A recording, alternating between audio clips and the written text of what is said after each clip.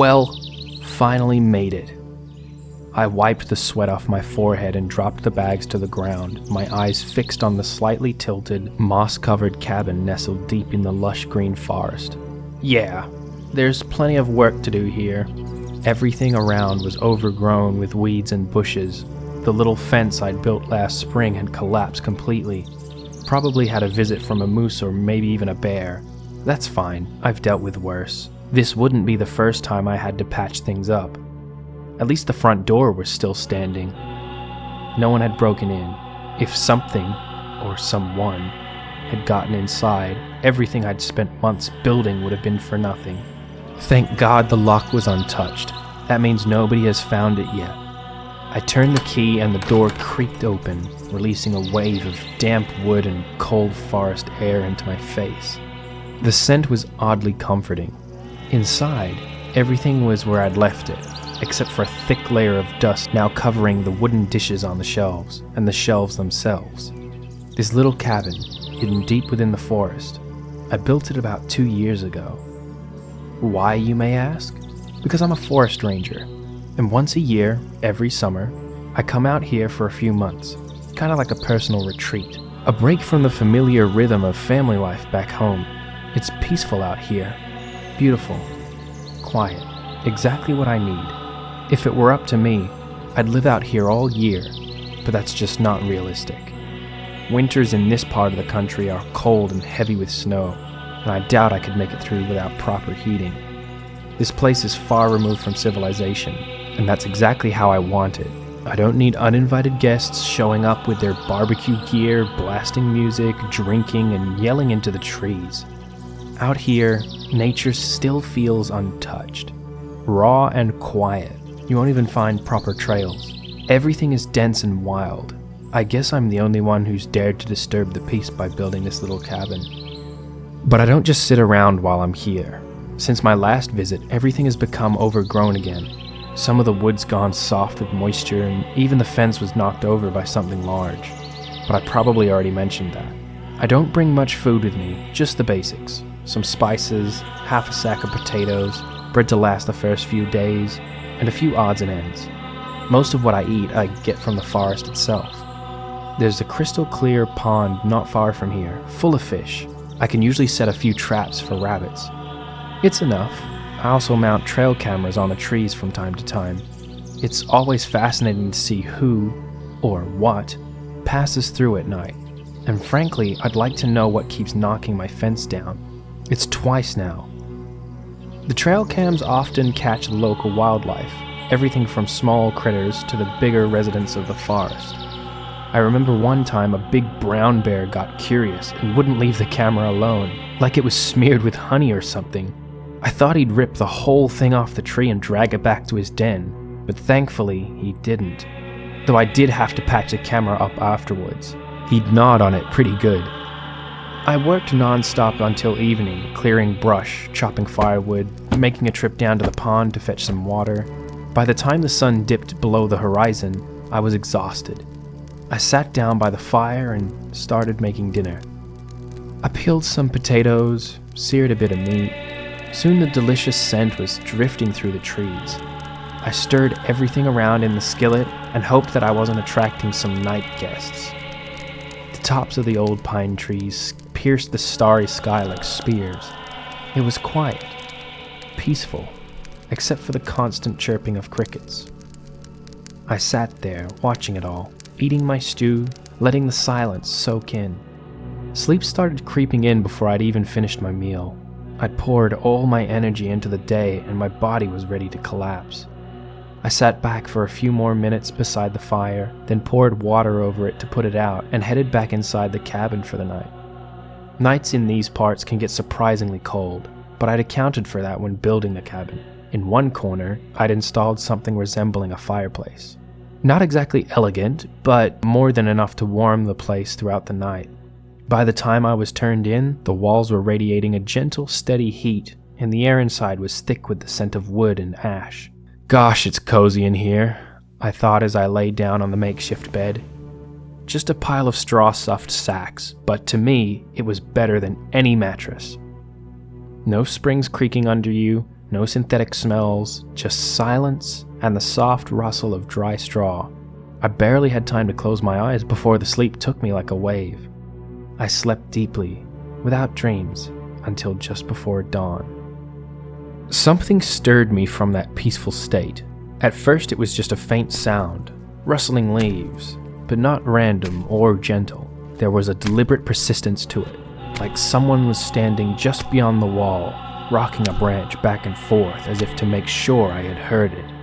I opened my eyes, half expecting it to be the wind. Sitting up, I glanced towards the window. The first signs of morning were beginning to reveal themselves, a soft gray light brushing the tops of the trees, but the forest outside was utterly still. The tall pines stood motionless, and the air beyond the glass was frozen in place. No wind, no movement, no logical explanation. And with that realization, I became fully awake.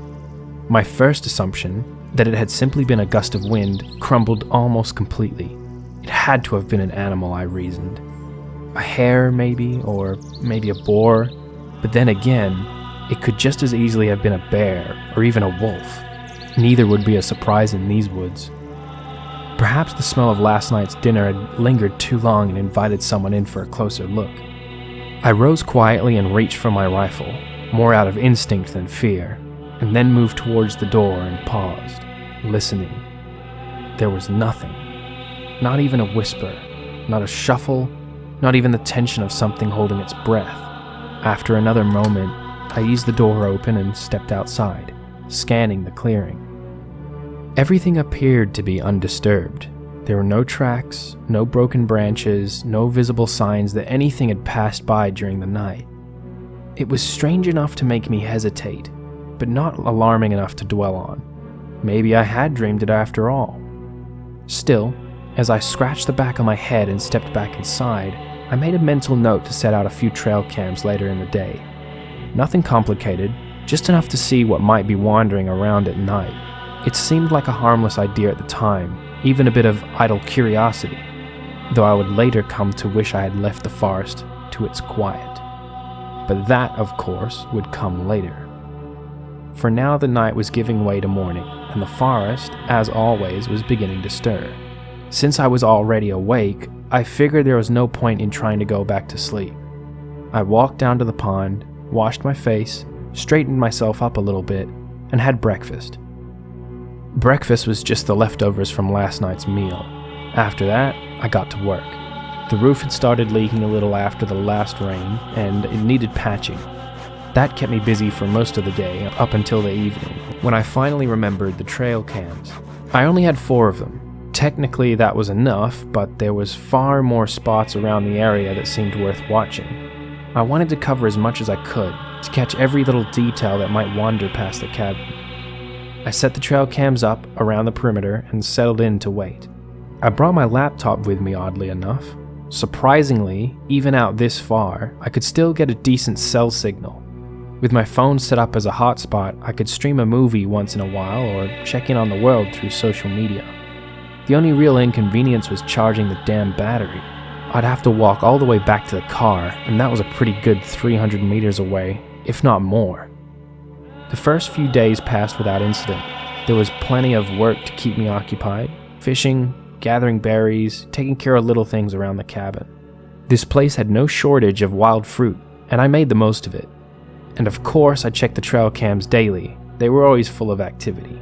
Foxes, hares, wild boars, all sorts of birds, vibrant, colorful, alive. But there was something else too, something I didn't notice until last night. A thunderstorm rolled in by evening, and as soon as the first drops hit the treetops, I took shelter in the cabin. Bad weather always made the place feel cozier. I sat at my laptop, listening to the drumming of the rain on the roof, and figured I might as well check the trail cams while I waited it out. I popped in the flash drive and started going through the new photos. At first it was the usual.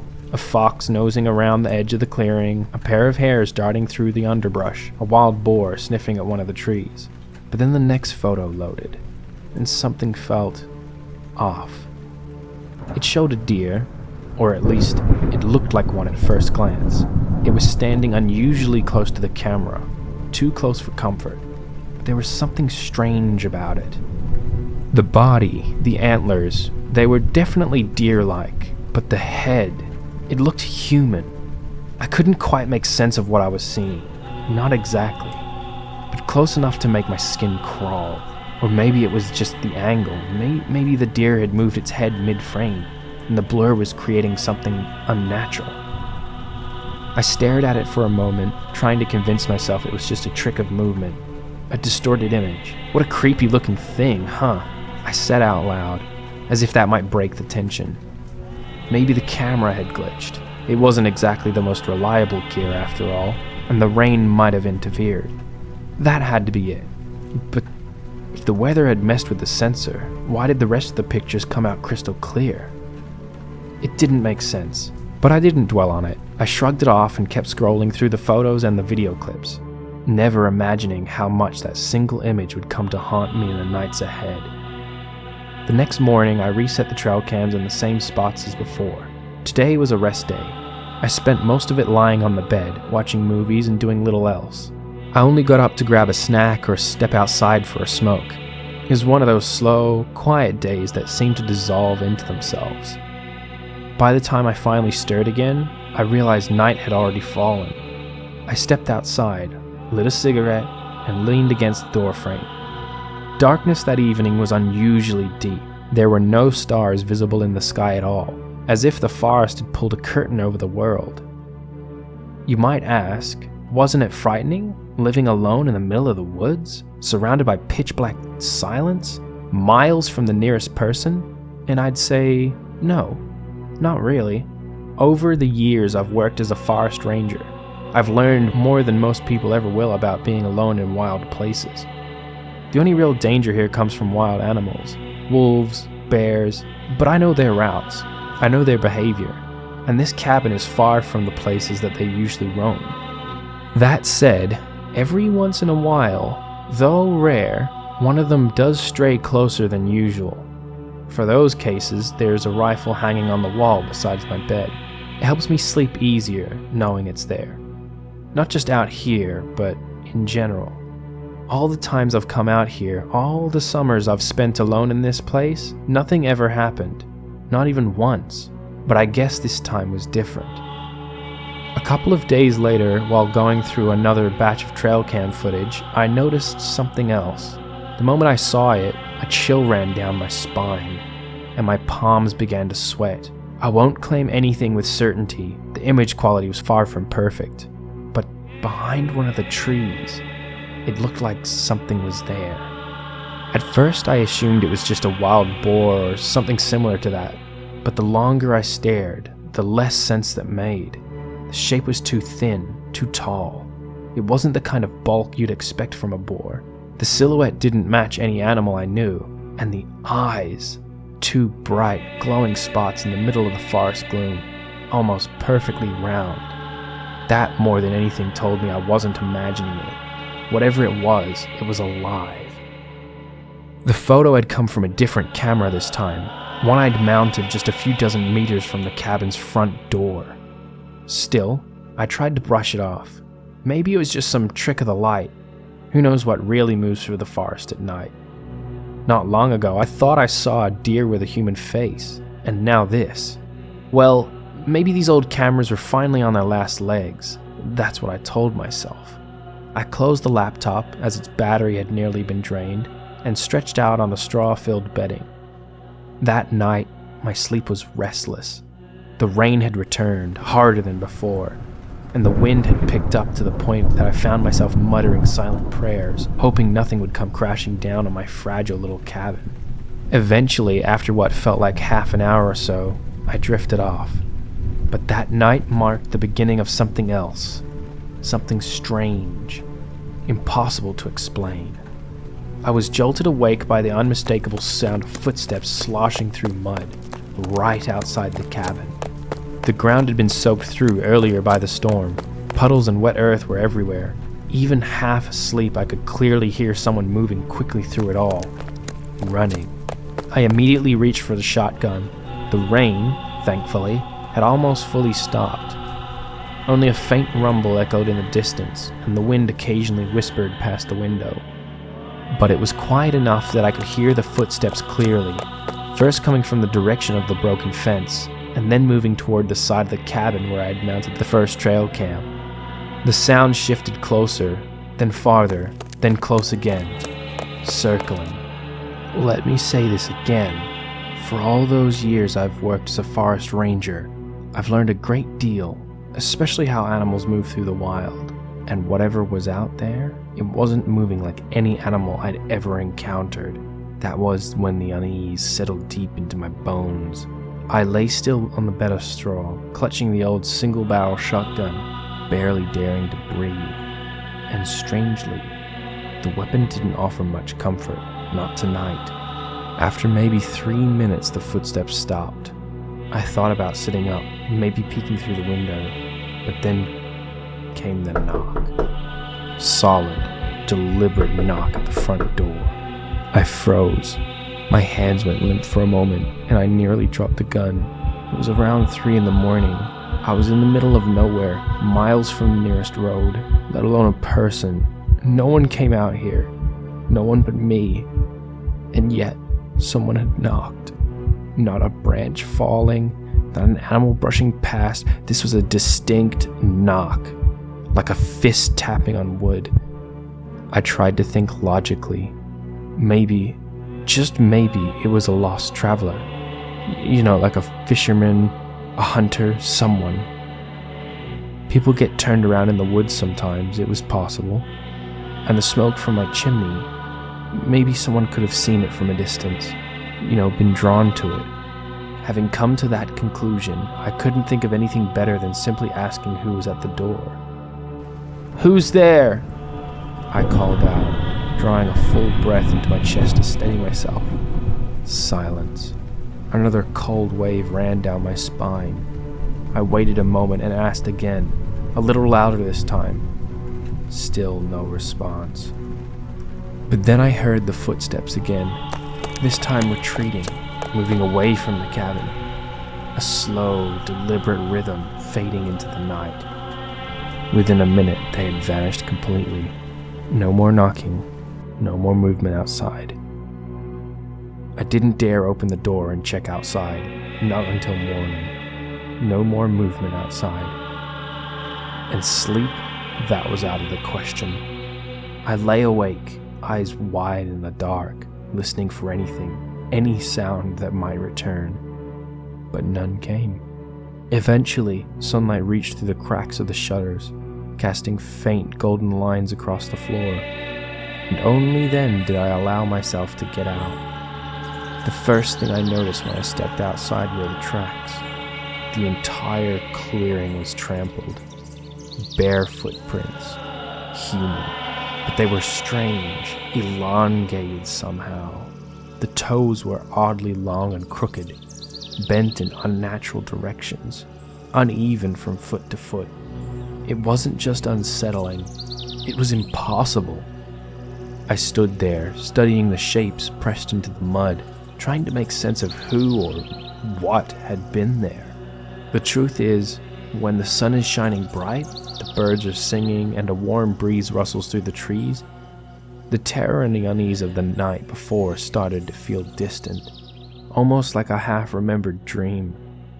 That morning, I didn't want to remember anything. I pushed it from my thoughts, but the memory came rushing back that evening. I'd gone to the car to charge my phone and the laptop, just like always. It was already getting dark, and I left the fire burning near the cabin so I wouldn't lose my way. I reached the car, took the key, and turned the ignition. Nothing. Not a sound, not even a click.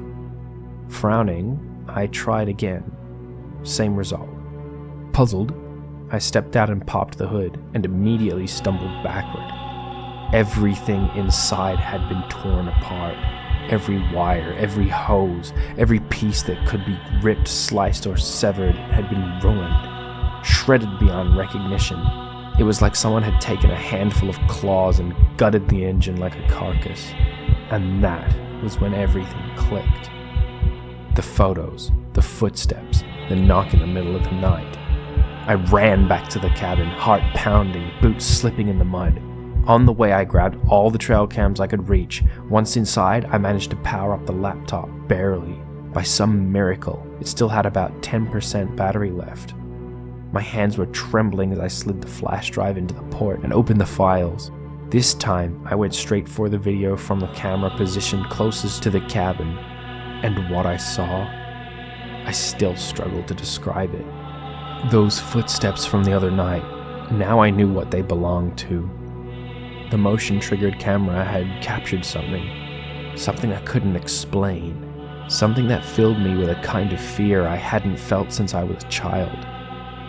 It was just standing there behind a tree, trying, perhaps, to stay out of view, but it had been caught anyway. The creature stood on two unnaturally thin legs, its posture awkward, almost human, but not quite.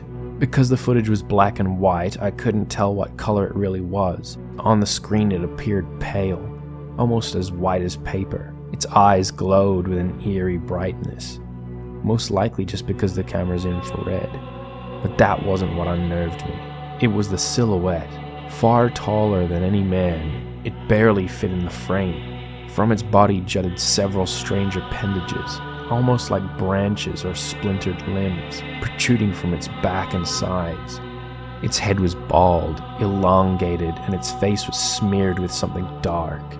Mud, maybe. Or something worse. I couldn't tell. Where the nose should have been, there was only a dark void, an empty cavity, and just below it, another wider hollow stretched across the face. A mouth, I assumed, or something like one. It was moving constantly, opening and closing in slow, deliberate motions, as if the thing were speaking. And just as the screen began to dim, the battery almost gone, I noticed something else. It wasn't alone. I don't know how I missed it in the video before. Maybe I was too focused on the first one, but they were there. Similar silhouette, but each one had its own subtle difference. Some variation in posture, in shape, in the way they moved. And just as I saw it, the laptop screen went black. The battery finally had given out, and with it, the only light I had. The forest outside was again swallowed by darkness. Not a single star above. I knew I had to get through the night. Come morning, I'd start walking, find the nearest town no matter how far. An inexplicable anxiety was growing within me. That's why I kept the shotgun clutched close, my finger never far from the trigger. I even opened a fresh box of shells and stuffed the rounds into every pocket I had, just in case. There was no way I could sleep after what I'd seen. But my body had other plans. It hadn't rested properly the night before, and despite everything, the exhaustion caught up with me.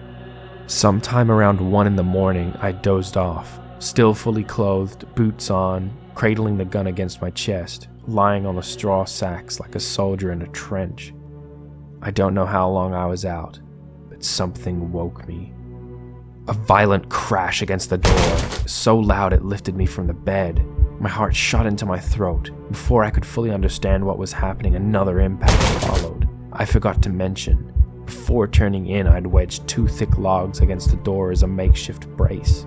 But now, with each blow, the entire cabin seemed to shudder, and I knew they wouldn't hold for long. The fear was so intense I could feel it crawling into my limbs. After the 3rd blow, there was silence, but only for a second. Instead, a flurry of rapid footsteps erupted around the cabin, clear, distinct, and far too many to count. I was afraid to imagine how many of them were out there. I just sat there on the straw bed, frozen in place, unable to move. And then, one of them leaned in close to the window. Staring back at me was the same face, if it could even be called that I had seen in the trail cam footage. But what I remembered most were its fingers. They looked just like the gnarled branches of a tree.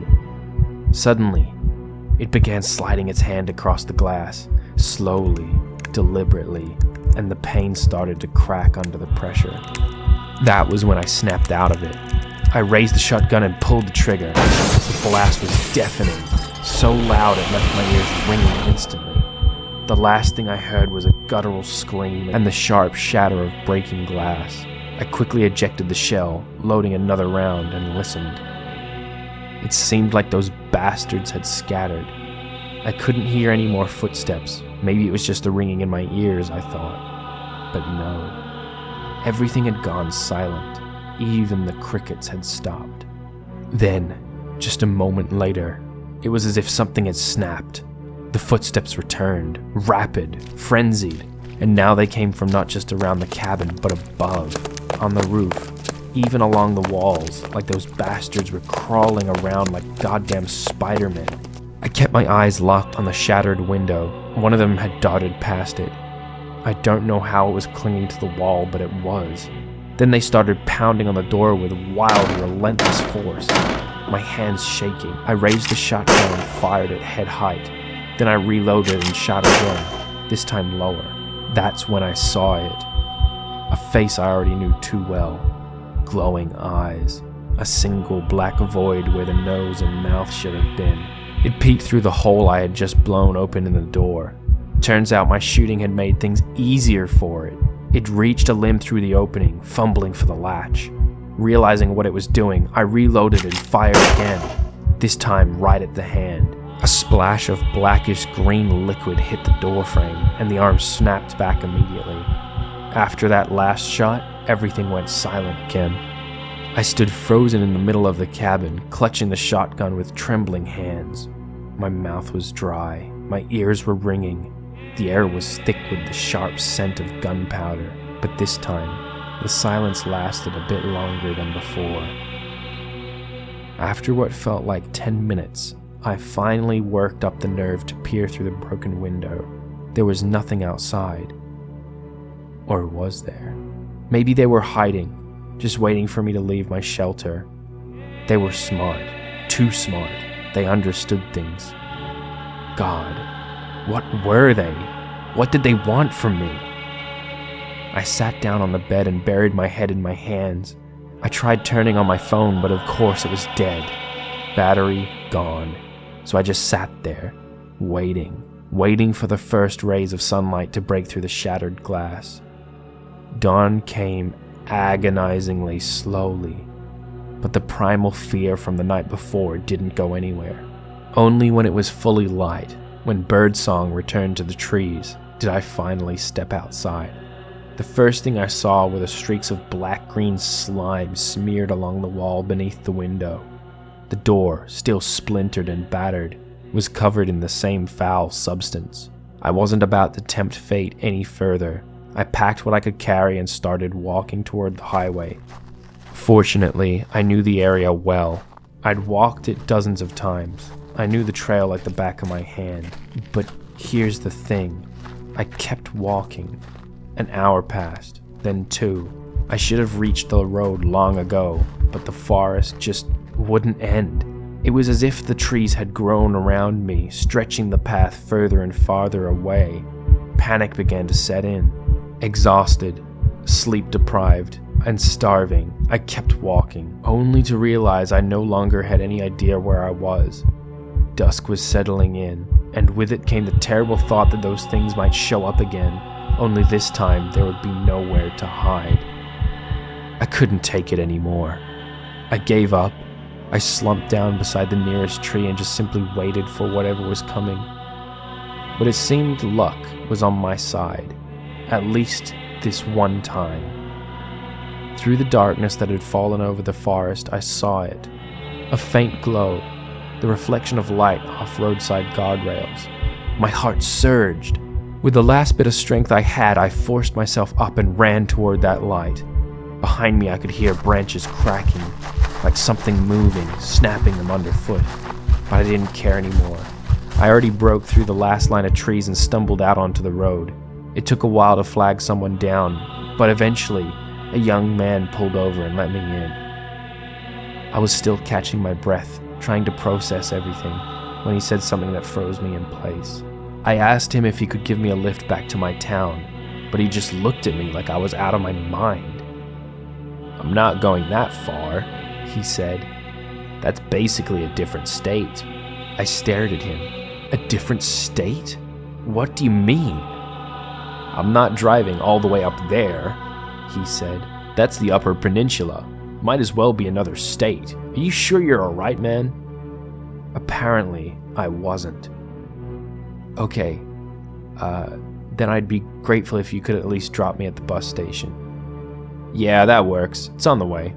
From there, I finally made it back home. A couple of days later, I came back with a friend to retrieve my car. But what we found near the cabin barely resembled a vehicle. It was almost entirely rotted out, overgrown with moss and vines. Nothing more than a rusted husk. There was no point trying to tow it back, and the cabin itself, I barely recognized it. Crooked, collapsing, covered in strange root-like growths. None of my belongings were inside. We left without a word.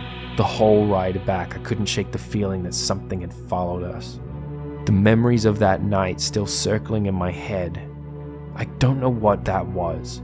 I won't even try to explain it. But one thing I know for certain. The trail cams, the rustling outside, the footsteps. They were signs, warnings. I should have taken them seriously. I should have left sooner.